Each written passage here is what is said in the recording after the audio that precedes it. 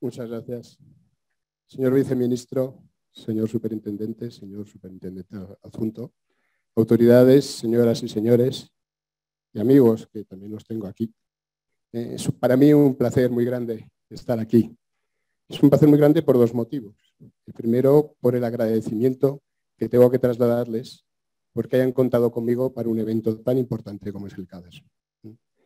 En ese sentido, mi gratitud y mi reconocimiento por esa gratitud, generosidad en contar conmigo para esto. Pero sobre todo, me gustaría darles las gracias porque yo con la SUNAR me siento como en casa. Alguno de ustedes habrá visto, porque lo he usado alguna otra vez, esa foto de ahí abajo. Esa foto de abajo es un confortable sillón, una chimenea, un café, un buen libro. No se me ocurre una imagen mejor para trasladarles lo cómodo que estoy aquí y lo a gusto que estoy aquí entre ustedes. Bien, a partir de ahí, mi exposición va a tratar fundamentalmente de estos 5 puntos que tienen en el índice. ¿Qué es la modernización? Una reflexión sobre la modernización, preguntándonos si modernizar es solo tecnología, es una cuestión solo de tecnología, y ya desarrollar cuáles son las principales acciones que hay actualmente en desarrollo para modernizar las administraciones públicas, con una aproximación específica a la agencia tributaria del Ayuntamiento de Madrid, con la que trabajo ahora en este momento. Unas reflexiones finales específicas sobre la modernización de los registros de la propiedad, que me parecen obligadas en este contexto, y unas conclusiones finales. ¿Qué es la modernización? Pase, por favor. Bueno, pues lo primero que tenemos que reconocer es que desde que se constituyeron como tales, todas las sociedades humanas se están modernizando. A ritmos cambiantes, pero se están modernizando. De hecho, por pura curiosidad, tecleé en Internet Perú modernización y hay un montón de entradas que ponen de manifiesto distintas iniciativas llevadas adelante por el Perú asociadas a la palabra modernización. Tomé 2 ejemplos de las que me parecen más antiguas, por las fotos de los personajes que aparecían asociados, ¿no? La modernización de la educación al principio del siglo XX o la necesaria modernización del desarrollo urbano de Lima, como criterios específicos. En ese sentido, lo primero que podríamos decir, visto lo visto, es que no hay nada menos moderno que la modernización, porque en ese sentido las sociedades humanas se están modernizando mucho, constantemente. Por tanto, lo que hay que poner es en contexto la palabra modernización. ¿De qué hablamos cuando nos estamos modernizando? Y en ese sentido el contexto que nos rige, y hay que trasladar, y lo hago, una felicitación especial a la persona que definió el lema de este CADER, las estrategias para la modernización del registro en tiempos de cambio. El contexto fundamental en el que se está produciendo la modernización de las administraciones públicas en todos los países es un contexto de cambios. Y yo diría más, de cambios acelerados. ¿Y en qué están cambiando el contexto actual? ¿En qué están cambiando las sociedades actuales y sobre qué contexto tenemos que actuar las administraciones públicas? Pues se están produciendo cambios en estructuras sociales impensables. Les pongo un ejemplo muy claro. En Madrid, en España y allá, en Europa, el concepto de familia ya no tiene nada que ver con la familia tradicional. Se habla de familias monoparentales, familias constituidas por padres, madres procedentes de divorcios anteriores, hermanos que proceden de distintos matrimonios. Situaciones absolutamente impensables anteriormente. Cambios derivados de los avances tecnológicos, hablaremos mucho de ello a lo largo de esta presentación. Cambios en los modelos de relación interpersonal. Todavía me sigue asombrando que 2 jóvenes se comuniquen entre ellos de una mesa a la otra a través de sus teléfonos móviles. Cambios en las relaciones de poder. Estamos viendo un mundo convulso, donde se están produciendo posiciones muy extremadas en las posiciones políticas. Lo estamos viendo en Estados Unidos, lo hemos visto en Brasil, lo estamos viendo en Italia, lo vemos en otros países. Cambios en los modelos laborales y económicos. Teletrabajo, nuevas economías, nuevos elementos que afectan al desarrollo de las relaciones laborales. Y finalmente, cambio climático como gran mensaje, ¿no? Bien, pues en ese contexto de cambio constante, ¿qué nos piden los ciudadanos a las administraciones públicas. ¿Qué nos piden los ciudadanos? Que además son cada vez más exigentes, que no se conforman ya con lo que tienen. Bien, nos piden fundamentalmente más claridad en nuestras relaciones con ellos, en nuestros documentos. Nos piden más agilidad en la tramitación. Nos piden más seguridad jurídica, y en este ámbito donde estamos, esta palabra es oro, esta expresión. Menos costes asociados a la gestión pública. Cada vez tenemos que dar más cuentas a la sociedad de lo que gastamos. Y menos cargas burocráticas. Y todo ello, además, agrupado, recogido sobre una gran palabra que debemos dejar ya casi como conclusión de esta presentación. Una de ellas, que es sostenibilidad. Vamos a volver luego a esta palabra. Y en este contexto les hago una pregunta. Luego al final de la sesión pediré respuestas, levantaré la mano a ver quién contesta. ¿Los ciudadanos esperan de las administraciones públicas el mismo nivel de servicio que le ofrecen las empresas privadas? ¿Cuántos de ustedes compran por Amazon? ¿Cuántos de ustedes han aceptado una relación basada en 2 golpes sobre mi teléfono? ¿Están dispuestos los ciudadanos a que trabajemos exactamente igual? ¿A que les notifiquemos o no una resolución que afecta a sus derechos? ¿A que no? El mismo ciudadano que acepta reglas de juego mucho más ágiles en otros entornos, nos está exigiendo a las administraciones públicas mucha mayor rigidez, mucha mayor seguridad jurídica, mucha mayor transparencia. Lo que hace nuestro trabajo bastante más complicado que el de las empresas privadas. Y eso es un tema que yo lo expongo siempre al público, sobre todo cuando asisto a eventos donde se plantean confrontaciones sector público-sector privado, ¿no? Bueno, a mí en ocasiones me gustaría trabajar más en el sector privado, o más como el sector privado. Vamos con el segundo punto. ¿La modernización es solo tecnología? Cuando hablamos de modernización, enseguida la cabeza se nos va a la tecnología. Y es verdad, vamos a hablar mucho de tecnología, que la tecnología es muy crítica en los procesos de modernización actuales. Pero no es lo único. El esquema de la presentación que voy a seguir va a ser siempre el mismo. Voy a investigar y les voy a traer aquí algún documento de la Unión Europea donde se desarrollan ideas, proyectos, iniciativas de ámbito general que afectan a todos los países de la Unión Europea y luego haremos aproximaciones a la situación de España en concreto, ¿no? Bien, pues hay un documento y siempre que el documento lo encuentro en español, lo cito en español. Y siempre en todos los casos, en la presentación está el link, está el enlace al documento, por si alguno de ustedes posteriormente tiene interés en estudiarlo. Este documento es muy interesante, es un documento elaborado por la Unión Europea que se titula Apoyando a las administraciones públicas de los Estados miembros de la Unión Europea en el desarrollo de reformas y en la preparación del futuro. Y hace un análisis muy bueno, de cuáles son los 5 mayores retos, los 5 mayores desafíos que tenemos que asumir las administraciones públicas en este momento. Uno de ellos es el cambio tecnológico acelerado, obviamente. Uno segundo es el cambio demográfico y la escasez de habilidades. Y esto hay que explicarlo, lo vamos a explicar con más detalle. Otro es la incorporación cada vez de situaciones más complejas en el ámbito de la gestión pública. El ejemplo de la gestión de la COVID en nuestros países es un buen ejemplo de ello. El cuarto elemento, el cuarto desafío, es la transición verde y la adaptación al cambio climático como un gran desafío que las administraciones públicas no podemos ignorar. Y el quinto es la necesidad de incorporar cada vez más fondos públicos para atender a todo ello. Es decir, un escenario extraordinariamente complejo, variado y además cada vez más costoso. Bien, vamos a ir desarrollando algunas de estas situaciones para que vean cómo está la situación en Europa. Los desafíos derivados a los cambios demográficos.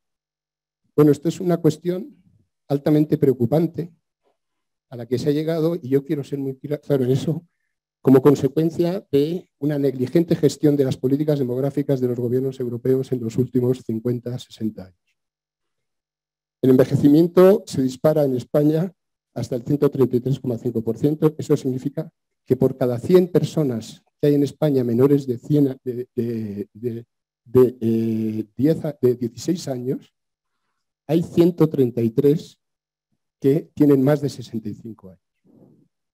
Envejecemos en España de una manera muy notable, hasta tal punto que las entidades bancarias tomaron una decisión hace unos años de, ok, apostemos fuertemente por la tecnología, cerremos sucursales, cerremos oficinas. Esto provocó un fuerte movimiento social que existe en este momento en España, que está ahí recogido en esa foto, Soy mayor, no idiota, en el cual un médico retirado, jubilado, ha logrado agrupar centenares de miles de firmas y está logrando que las entidades financieras se replanteen sus políticas de atención al ciudadano y están repensándose la necesidad de abrir canales de atención presencial y extraordinariamente sencillos para atender a estas personas. Tecnológicamente el tema estaba resuelto con los servicios virtuales, sin duda. Tecnológicamente eso satisfacía las necesidades de una parte importante de la población española, claramente no. El movimiento ha sido tan importante que los responsables políticos de España de varios partidos de alguna manera lo han incorporado en sus estrategias políticas. Y luego, otro dato de octubre de este año del Instituto Nacional de Estadística. En España nacen ya desde hace bastantes años menos personas de las que mueren y se produce en ese sentido una pérdida de población que se está viendo compensada por una llegada muy importante de inmigración. En este momento, de cada 100 personas que vivimos en España, 15 no han nacido en España, de cada 100 personas. Y la previsión en los próximos años es que hasta un 33% de las personas que vivirán en España no habrán nacido en España. Ejemplo real de cómo el envejecimiento está afectando a la sociedad. Y este envejecimiento impacta también de una manera muy clara en el personal de las administraciones públicas.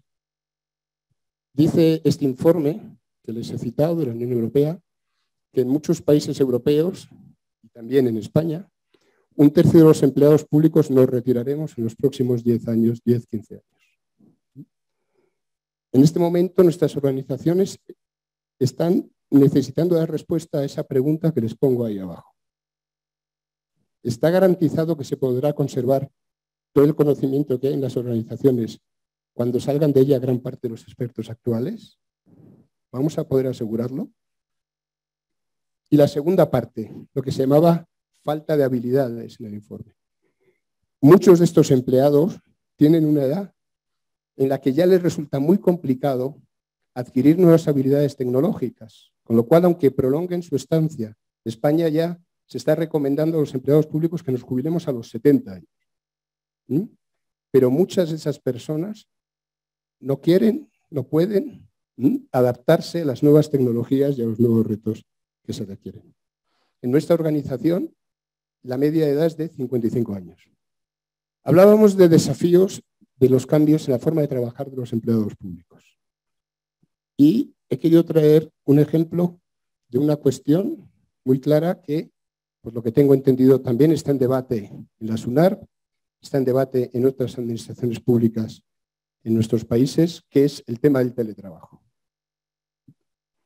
Bueno, todos sabemos cómo vino el teletrabajo. Vino de la mano de la COVID. Fue una respuesta extraordinaria y muchos de nosotros podemos decir, yo desde luego en nuestra organización lo puedo decir y comentando con muchos de ustedes, creo que SUNARP también puede estar orgulloso de haber sabido dar una respuesta adecuada a través de servicios virtuales en un entorno en el que la presencialidad quedó totalmente reducida.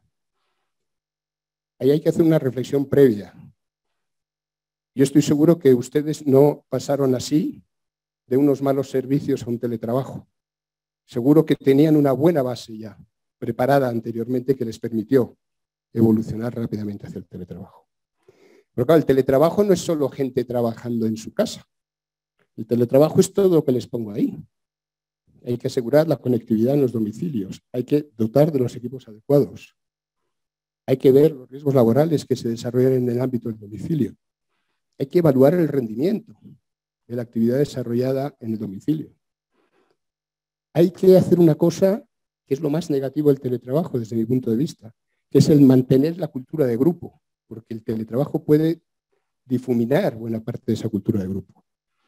Hay que trabajar nuevos derechos, de los que antes ni habíamos oído hablar. El derecho a la desconexión. El derecho de un empleado a que su jefe no le mande un mail a las 8 de la noche requiriéndole una respuesta inmediata. A respetar sus tiempos de descanso.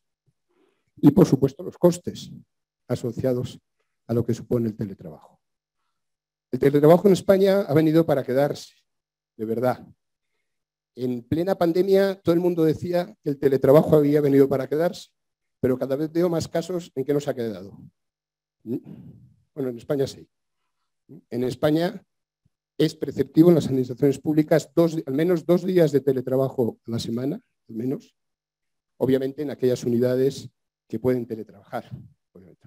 Nuestro personal de atención presencial no teletrabaja, no puede teletrabajar, pero todos los demás estamos teletrabajando, ¿no? ¿Cómo impacta el teletrabajo en las administraciones públicas? ¿Es positivo o es negativo? ¿Qué sensación tenemos? ¿Se trabaja más, se trabaja menos, se rinde más, se rinde menos? La experiencia nuestra es muy positiva, ya se lo avanzo, ¿no? Un tema importantísimo. Además, en las palabras del superintendente, creo recordar, ha citado la celebración de un preparatorio orientado a cómo el registro colabora en el tema del sostenimiento del cambio climático y todas estas actividades, que es el Pacto Verde Europeo.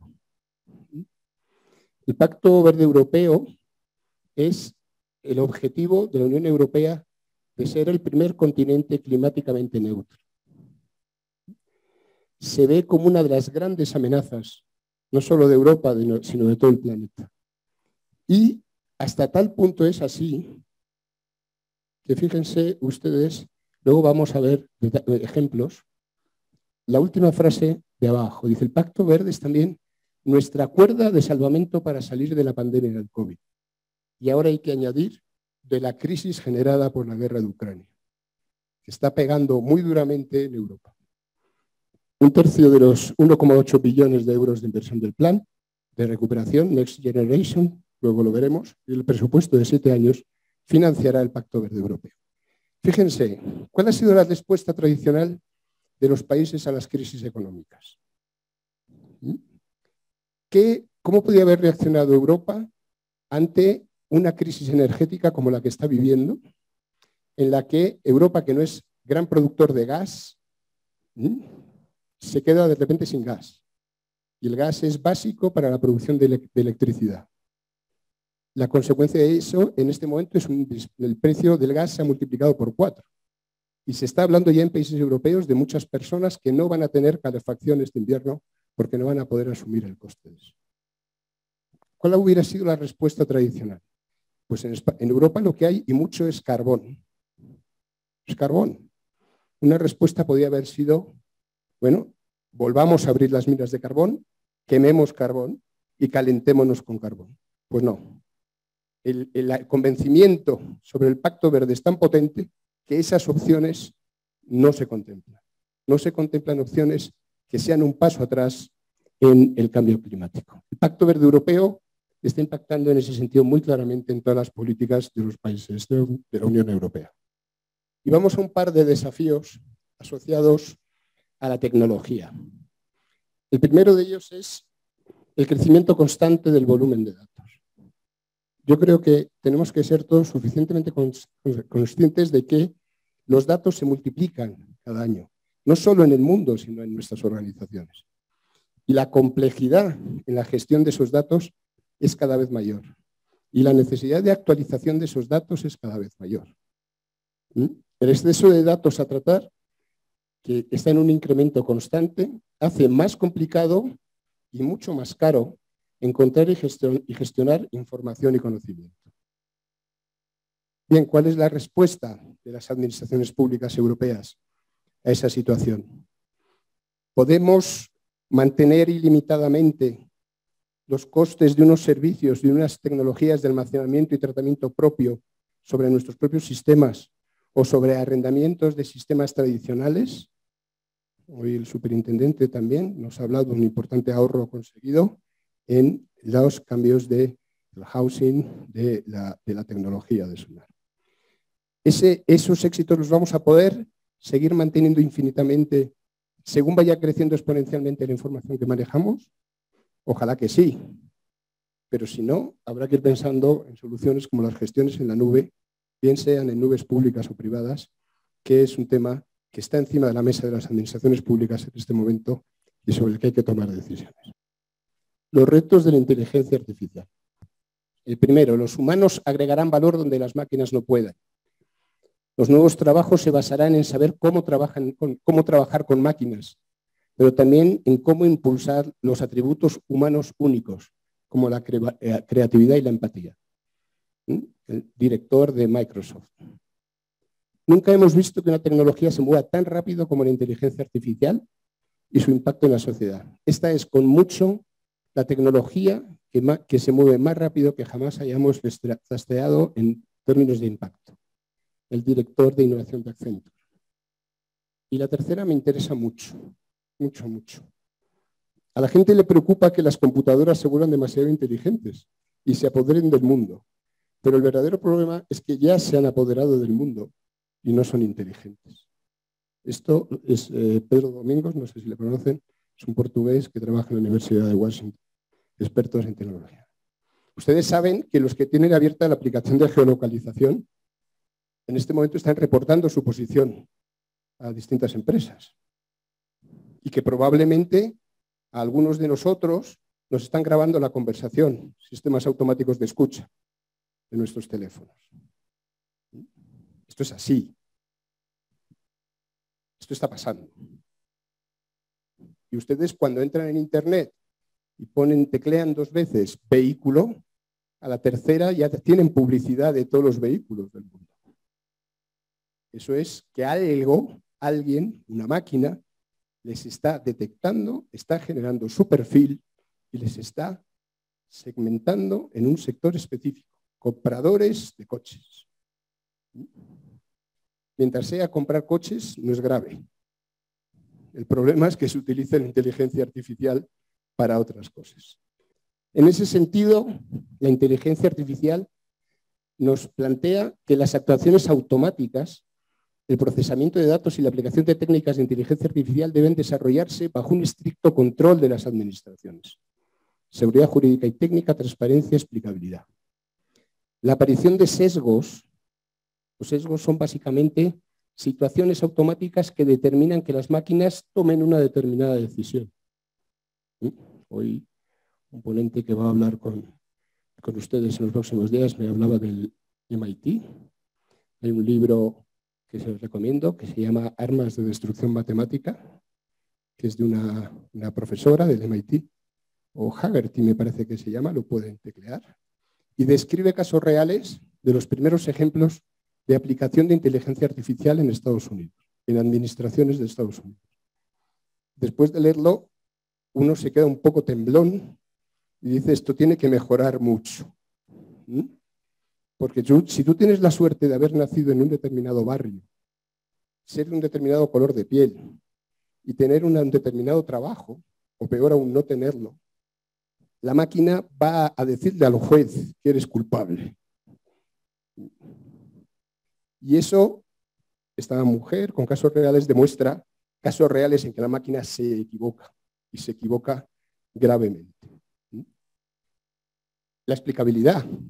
Otro ejemplo. El mejor profesor de un instituto durante años, de repente los profesores son evaluados con una técnica de inteligencia artificial. Y al poco tiempo le cita al director y le dice, tenemos que despedirte, porque según el reporte, eres el peor profesor del instituto. Esta persona se queda absolutamente descolocada y le dice y pregunta, esto lo hemos oído 1000 veces, pero ¿por qué ha llegado la máquina a esa conclusión? y el director dice, no lo sé, no sé explicarlo. Esto es gravísimo en el ámbito de las decisiones de las administraciones públicas. Es necesario, por tanto, la creación de registros públicos de algoritmos y agencias públicas de supervisión de inteligencia artificial. En eso estamos trabajando prácticamente todos los países de la Unión Europea en este momento. Y luego, las personas, también asociado a la tecnología. Las capacidades de los gestores públicos, de todos y cada uno de ustedes, para liderar el cambio tecnológico, la modernización en nuestras administraciones. ¿Estamos preparados para liderar las transformaciones de nuestras organizaciones? Esta es una noticia del diario El País en la que describe cómo la inteligencia artificial, todos los directivos dicen que sí, pero luego a la hora de implementarla no saben qué hacer. Y entonces, y aquí también el señor superintendente me lo ha dejado muy preparado en sus palabras. ¿Se puede modernizar la administración en la que trabajamos sin modernizarnos nosotros antes? La modernización es, en primer lugar, una actitud personal a favor del cambio de cada uno de ustedes, de cada uno de nosotros. Nada es menos creíble que un jefe pidiendo a sus empleados que se modernicen cuando en su cara se lee claramente que ni él se cree el mensaje de la modernización. Finalmente, dentro del análisis de si la modernización es solo tecnología, les decía que una de las palabras clave es la sostenibilidad. Creo que todos ustedes saben lo que son los objetivos del desarrollo sostenible y no hay que explicarlo. Los objetivos de desarrollo sostenible, si los ven ustedes, los 17, ahí hay de todo. Hay cambio climático, pero hay muchas más cosas. La sostenibilidad va unida a otra palabra, que yo no sabía lo que era hasta hace muy poquito, y que ahora el que no la cite no es moderno. La resiliencia. La resiliencia. ¿Y qué es la resiliencia? La capacidad de las personas y de las organizaciones de recuperarse rápidamente ante un evento negativo producido de una manera sorpresiva y no prevista. La forma, por ejemplo, en que hemos reaccionado ante la pandemia del COVID. Lo que nos piden ahora a las administraciones públicas es que seamos resilientes, es decir, que estemos preparados para que nos pase cualquier cosa y seamos capaces de responder a ello de una forma rápida e inmediata. No se trata solo ya de ver lo que voy a hacer, sino de ver qué puedo hacer en el caso de que pasen cosas que no están previstas. Bien, esto es los riesgos, los escenarios y la visión de que no es solo tecnología cuando hablamos de modernización, que son las principales acciones actualmente en desarrollo que se están desarrollando en el entorno de la Unión Europea para modernizar las administraciones públicas. Tecnología. Europa está apostando muy fuertemente por la innovación y la transformación digital y tecnológica. En todos esos sectores creo que no se pueden ver bien. Algunos se lo cito. Ley Europea de Chips, Estrategia de Inteligencia Artificial, Estrategia Europea de Datos, Estrategia Industrial Europea, Informática de Alto Rendimiento, ahí está la inteligencia artificial, Ley de Mercados Digitales, Nueva Identidad Digital Europea, que va a apostar muy fuertemente por las soluciones biométricas, y esto a los registros de la propiedad creo que les puede interesar, les debe interesar, sobre todo si tratamos con personas mayores. Contribución a la defensa europea, que es un tema especialmente clave en este momento, tema de espacio y conectividad, satélites, ley de servicios digitales, ciberseguridad, capacidades digitales, conectividad y un tema muy específico que es el Consejo de Comercio y Tecnología Unión Europea-Estados Unidos, que tiene una justificación que se la explico. Desde el punto de vista del tratamiento de por ejemplo, de los datos, existen enormes diferencias entre Estados Unidos y la Unión Europea. La Unión Europea tiene unas políticas de protección de datos y de garantías de derechos mucho más potentes que Estados Unidos. Entonces, por ejemplo, solo se admiten servicios de cloud prestados por compañías a las administraciones públicas europeas si los servidores de esas compañías están ubicados en territorio sometido a legislación europea. Es decir, están sometidos a normativa de protección de datos, de tratamiento de datos, de derechos de rectificación, cancelación, acceso, etcétera, propios de la Unión Europea. Bien, esta iniciativa se ha llevado a los planes de recuperación, transformación y resiliencia aprobados por la Unión Europea, que se orientan fundamentalmente a desarrollar actividades que permitan la recuperación de todas las actividades económicas y sociales de la Unión Europea, fundamentalmente como respuesta al COVID. Insisto, y ahora también a los efectos de la guerra de Ucrania.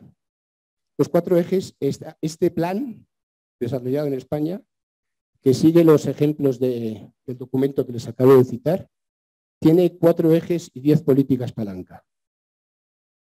Los 4 ejes son básicamente transición ecológica, transformación digital, cohesión social y territorial e igualdad de género.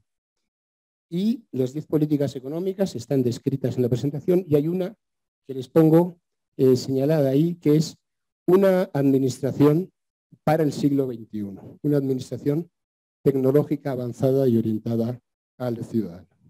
Dentro de esos programas, que a España le suponen recibir 140.000 millones de euros entre el 2021 y el 2026, o sea que vean ustedes las cifras importantes de lo que suponen estos programas, el modelo español incluye como programas tractores de inversión específicos, cito aquí 2 de ellos que nos interesan, la modernización de las administraciones públicas con 4.315 millones y la Estrategia Nacional de Inteligencia Artificial con 500 millones de euros.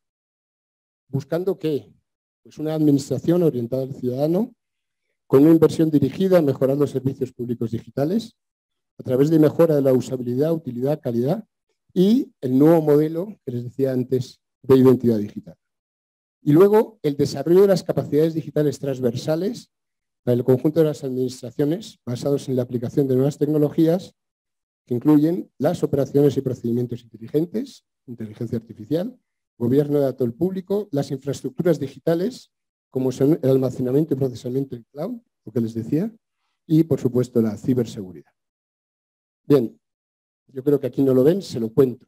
Esta estrategia se incorpora también dentro de un plan de desarrollo y modernización tecnológica de España hasta el 2024, que apuesta básicamente por las mismas ideas y las mismas líneas que les he venido explicando que provienen de la Unión Europea, ¿no?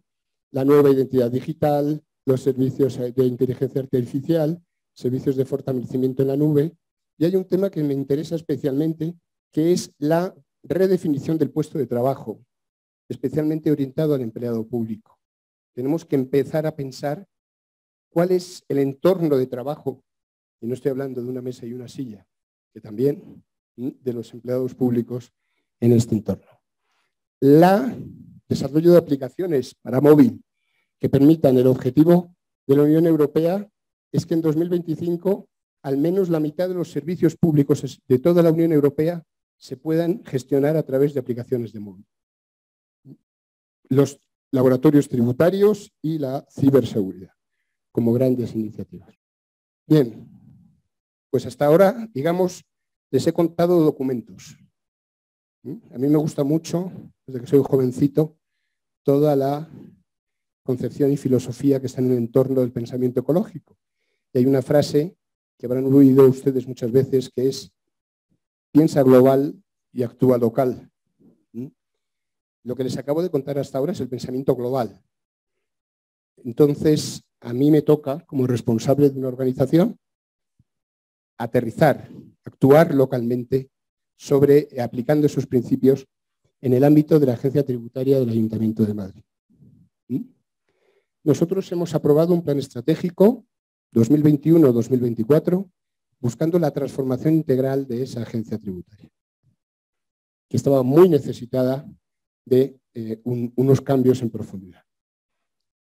El lema que nos motiva, lo tienen ahí, hacia una agencia tributaria fuertemente tecnológica, conectada, porque no entendemos una administración tributaria si no está permanentemente conectada, entre otras entidades, con el registro de la propiedad, con los notarios, con los responsables de las actividades económicas, etc.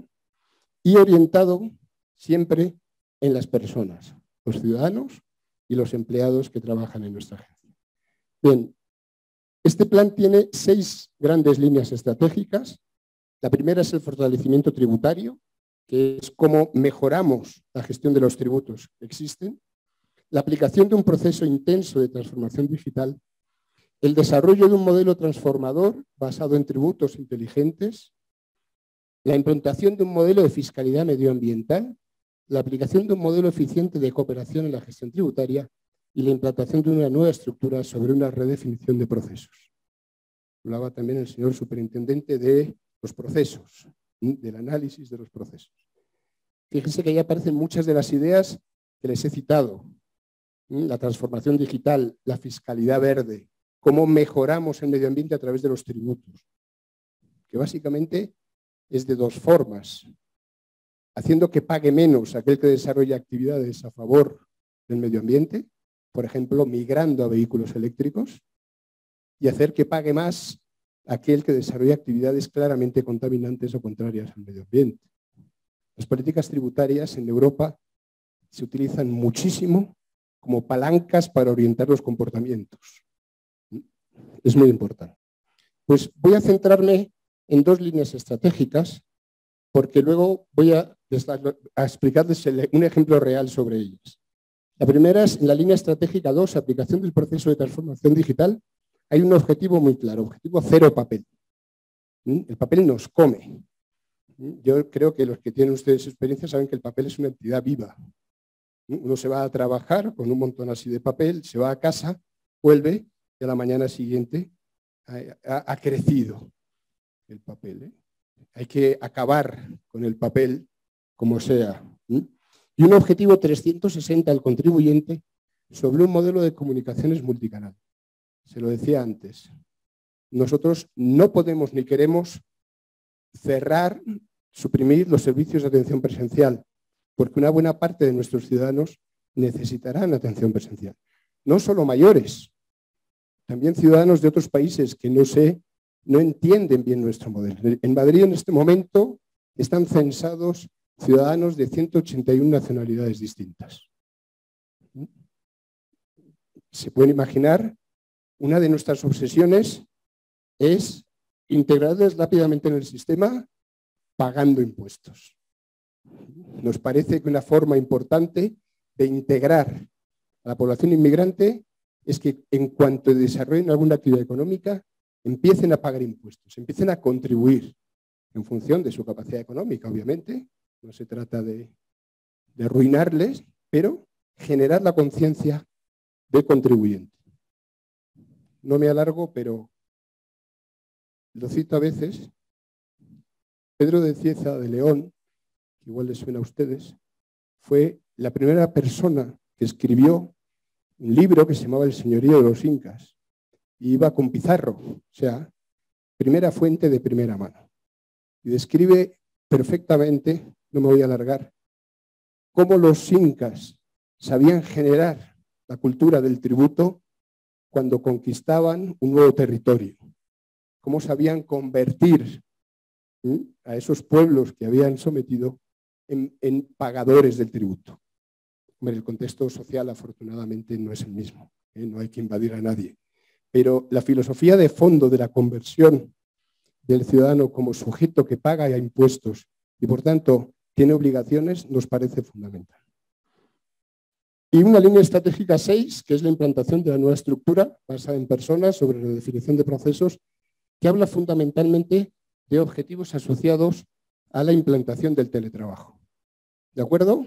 Ven ustedes estos objetivos. Me interesa mucho pararme en esta imagen. Son 2 fotos de antes y después. Esta es una foto de principios de 2021. ¿Qué ven ahí? Papel. Un puesto de trabajo tradicional, un computador de mesa clásico, hasta 2 impresoras personales, una forma de gestionar muy clara, muy asociada a generar mucho papel, imprimir mucho papel, mover mucho papel. Esta es nuestra situación actual. hemos cambiado el puesto de trabajo por islas y zonas de coworking, de trabajo colaborativo. Los empleados nuestros ya no tienen asignada una mesa y una silla permanentemente. Lo que sí tienen todos es un portátil, un computador portátil. Cuando vienen a trabajar, se centran en su área de trabajo. Aquí no se ve, pero está el portátil de este caballero. Y, como ven, lo más importante de eso no es solo que hemos aplicado el objetivo del teletrabajo, sino que hemos conseguido, no del todo, estamos en ello, algo mucho más importante. ¿Qué es lo que no se ve ahí? Papel. Papel. Nos parece muy importante acompasar objetivos en las estrategias de cambio. Es decir, ¿para qué quiero yo el teletrabajar?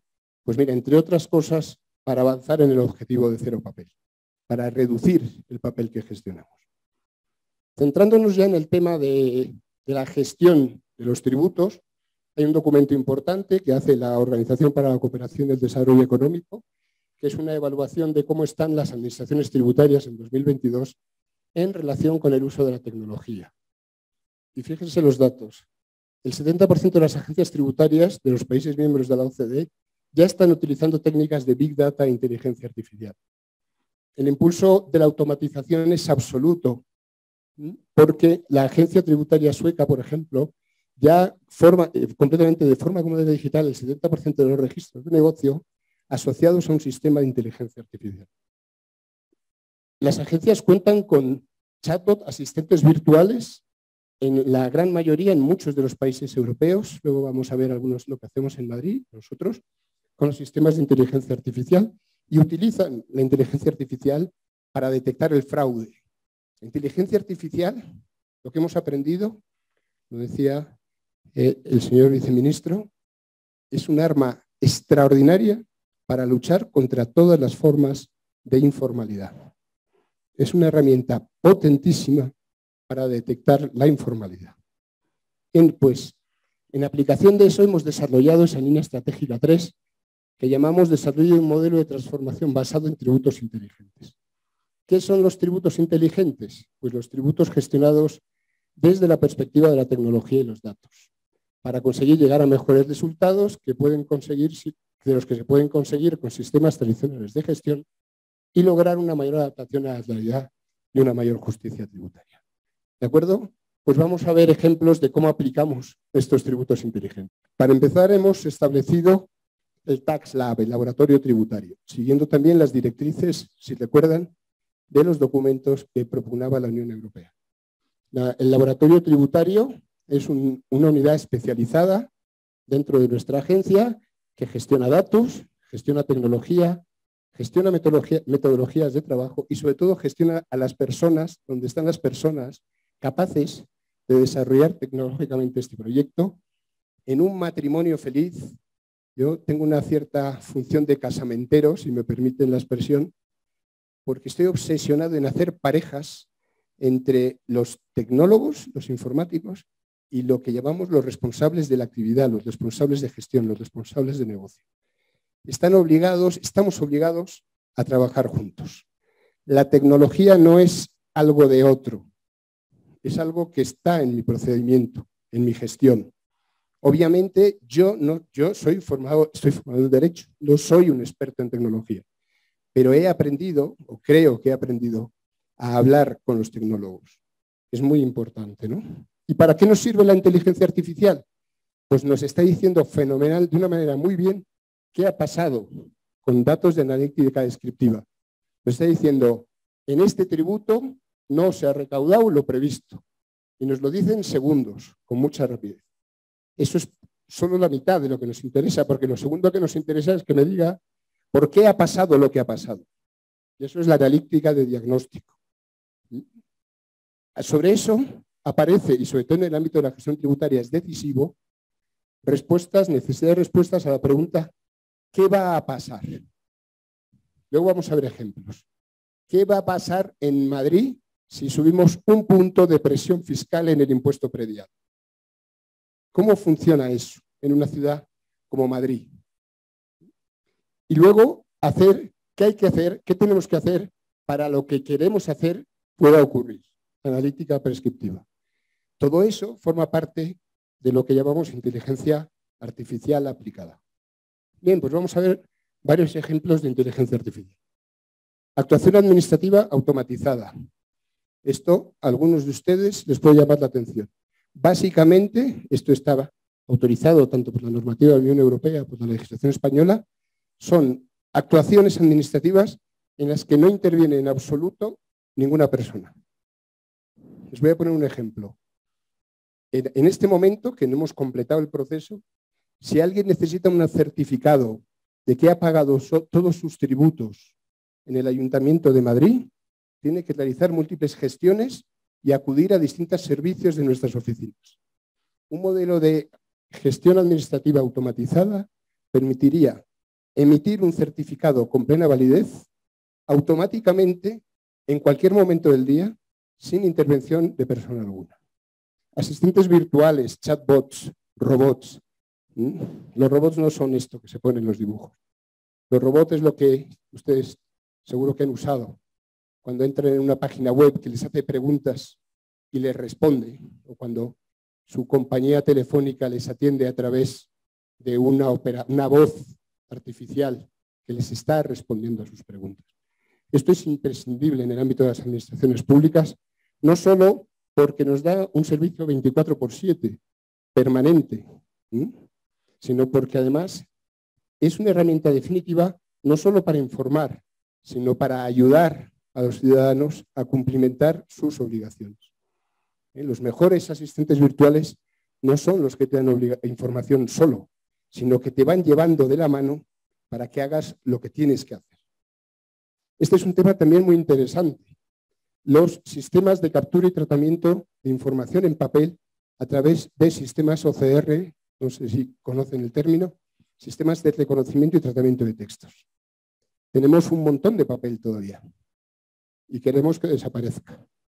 Entonces, tenemos un sistema que nos permite pasar rápidamente por los escáneres las escrituras de propiedad y la máquina entiende perfectamente que un señor que se llama Antonio Trujillo, que vive en la calle José de San Martín, sabe perfectamente que lo primero es el nombre y lo segundo es una calle, porque localiza por la estructura de la escritura dónde está cada uno de los componentes, los asocia a la operación y además tiene efectos muy positivos.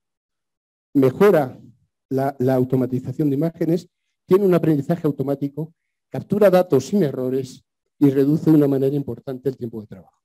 Es una manera muy buena de quitarse del medio el papel que tenemos acumulado. Y por último, en el ámbito de las estrategias de inteligencia artificial, algo que me ha salido a mí, me siento de alguna manera protagonista porque viene de mi mundo catastrero. Hemos implementado el sistema de información geográfico tributario, porque todos los tributos del Ayuntamiento de Madrid, prácticamente todos, se pueden asociar a una coordenada geográfica, a una referencia catastral, a una dirección postal. Cuando usamos el dato y lo asociamos al territorio, la riqueza y el análisis de la información no tienen límites. Y aquí tienen varios ejemplos de cómo estamos trabajando con ese sistema de información de análisis, sistema de información geográfico tributario. Por ejemplo, con las simulaciones y análisis territorializados de la totalidad de la matrícula del impuesto predial para ver eso que hablábamos antes. ¿Qué pasa si subo medio punto la presión del predial? Pues la respuesta la estoy viendo no a nivel de ciudad, la estoy viendo a nivel de barrio. Con lo cual el comportamiento, si ven los distintos tonos de azules, nos indica claramente que los impactos son muy distintos en cada zona. Visores cartográficos que informan sobre los beneficios fiscales, capas de índices fiscales de calles, detección de incumplimientos tributarios mediante inteligencia artificial en el impuesto de construcciones, cruzando información geográfica de distintos puntos. Categorización de tramos de calle a nivel de manzana, estamos haciendo ya análisis a nivel de un tramo de manzana para saber qué pasa a efectos tributarios. Y ahora ya lo último es que estamos trabajando en un piloto para la captura automática de información mediante equipos embarcados en vehículos. Son equipos que llevan una cámara, un sistema de LIDAR que se llama, de análisis de tratamiento y, por supuesto, van geoposicionadas y van localizando situaciones, por ejemplo, una terraza no declarada y nos la está incorporando directamente el sistema. 10 minutos que nos quedan para hacer una aproximación al mundo de la tecnología y de los registros.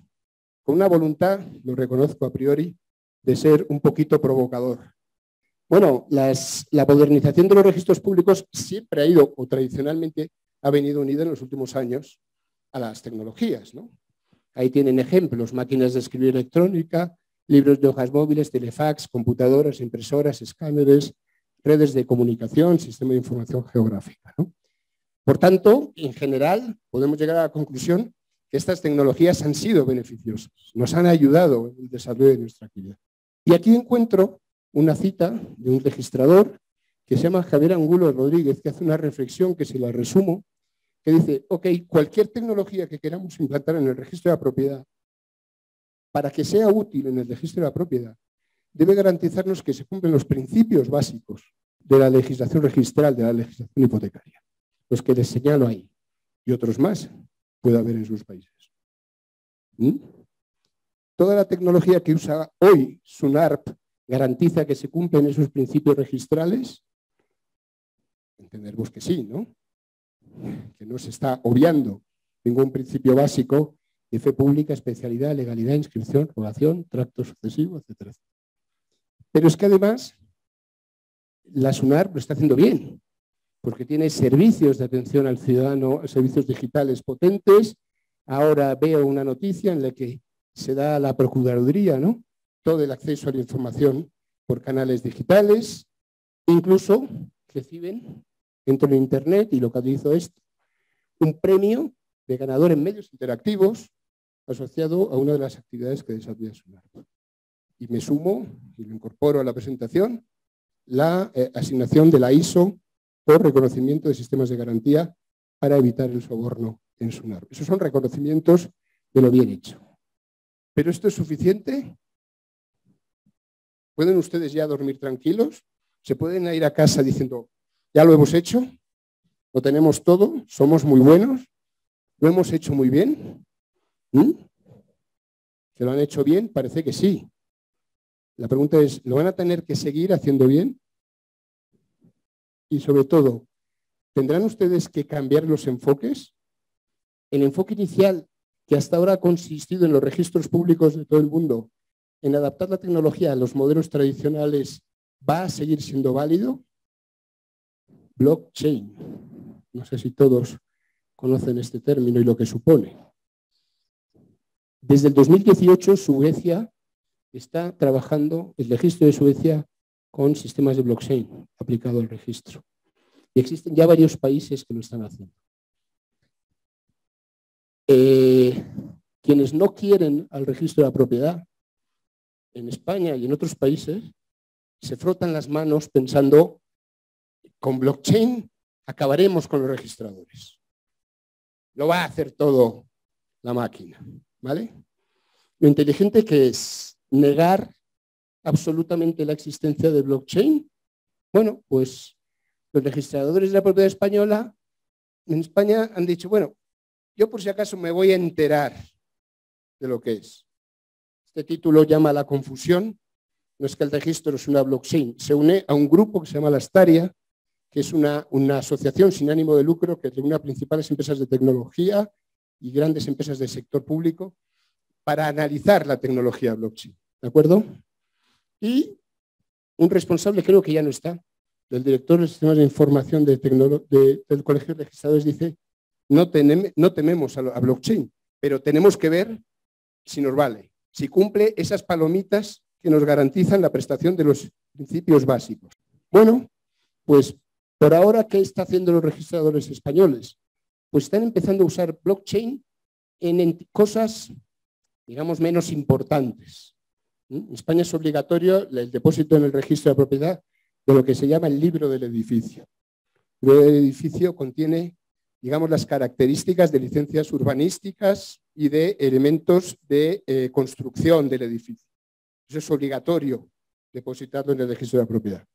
Bueno, pues están estudiando los registradores de la propiedad aplicar esto en esta tecnología para esta actividad. Esto les sirve como experiencia piloto para ver hasta dónde llega. Las primeras conclusiones.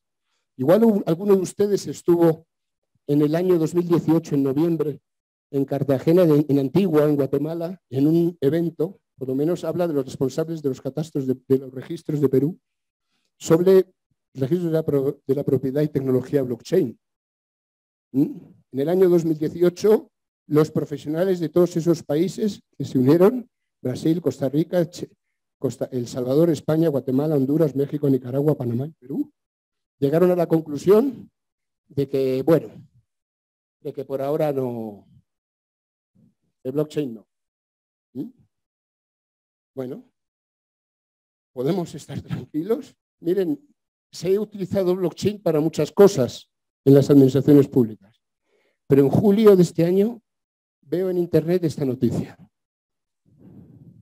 Y a lo mejor la siguiente ponente nos puede orientar en ese sentido. Ya se parece que en Colombia ya se está utilizando el uso de blockchain para el registro nacional de tierras. Esto era una noticia y como en internet uno de principio no se lo tiene que creer, he ido a la fuente. Ahí se ha solapado la presentación. Lo que se ve de fondo es una presentación oficial de la ministra de Tecnología de Colombia, presentando la guía de blockchain de Colombia, en la que reconoce la existencia de un proyecto para el uso de blockchain en el registro de tierras de Colombia. Y me van a decir algunos de ustedes que por eso es la siguiente idea. Bueno, pero en Colombia quien gestiona el registro de la propiedad es la superintendencia del notariado y del registro. Y bueno, pues voy a preguntar. Entro en internet, entro en la página de la superintendencia del notariado y del registro de Colombia, pongo blockchain y me sale eso. Lo sentimos, pero no se encontró nada con estos términos de búsqueda. Esto no garantiza nada, pero lo único que sabemos es que tenemos la duda de si los responsables del registro de la propiedad de Colombia están o no participando de una iniciativa que, como acabe implementando un sistema de gestión sobre blockchain en la titulación de tierras, pues les puede generar algún problema. ¿De acuerdo? Pues acabo ya. Conclusiones. La modernización hay que hacerla en el contexto en el que vivimos, es lo que ponía en ese verde, y el contexto que vivimos es un contexto de cambios rápidos. Los cambios no necesariamente, la modernización no es necesariamente solo tecnológica, pero en muchos casos esas modernizaciones van a precisar de tecnología y debemos estar preparados para usarla. La tercera de ellas es que las iniciativas globales para desarrollar esa modernización son muy atractivas, pero tenemos que adaptarlas a nuestros entornos concretos de nuestras administraciones. Y la cuarta, la de color rojo de abajo, digo, obviamente, que los registros de la propiedad no pueden quedar al margen de esto. Y acababa solapando esta última conclusión. Necesitamos seguir aprendiendo si queremos entender los cambios. Todos y cada uno de los empleados públicos no solo tenemos el derecho a recibir formación, sino tenemos la obligación de aprender. El que se duerma pensando que por su edad, por su función, no tiene nada que aprender, desde mi visión de una persona que ama la administración pública, está fuera de juego.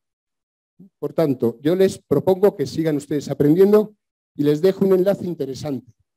Una presentación, julio 2022, 2 jóvenes registradores en una tertulia hablando de metaverso, de blockchain y de su impacto en el registro de la propiedad. Es un vídeo duro, de 1 hora de duración, habla de tokens, habla de NFTs, habla de metaversos y probablemente a alguno de ustedes no les suenen mucho algunas palabras de eso. Probablemente son los mismos, como yo, a los que hace no tantos años no sabía lo que era WhatsApp ni para qué valía. Y ahora sí lo sé y sé cómo utilizarlo. Nada más y muchas gracias. Yuspagara, doctor Durán, por su interesante ponencia.